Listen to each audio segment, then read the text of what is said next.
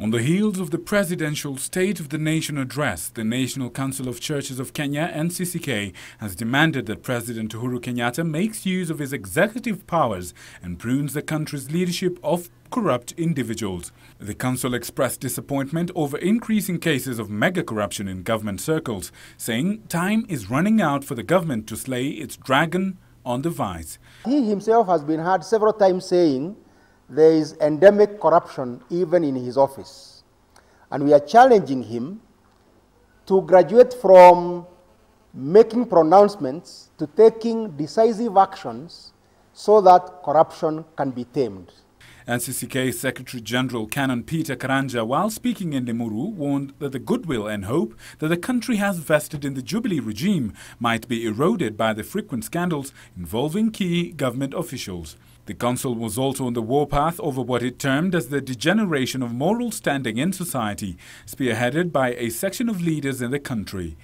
And the church is also not taking lightly the fact that corruption allegations have found themselves in Parliament, an institution it says ought to ordinarily act as a public watchdog. Our nation is awash with reports of how our leaders seem to be in a competition to amass the highest number of concubines and explicit adultery and fornication. This moral corruption is worrying, noting that it has spread to all corners of our society. This Executive Committee of NCCK calls upon all members of Parliament to behave with decorum and uphold the dignity of the offices they hold. The tough stance by the church comes at a time that the Public Accounts Committee has been suspended over graft claims, which are currently being probed by the Powers and Privileges Committee. Also on the watch list is the Agriculture and Livestock Committee, which has also been accused of receiving a 4 billion shilling bribe to doctor a report into the inquiry of the country's sugar sector.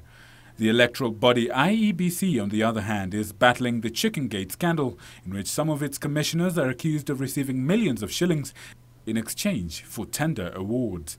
They deny the claims. Victor Moyakane, Channel 1 News Hour.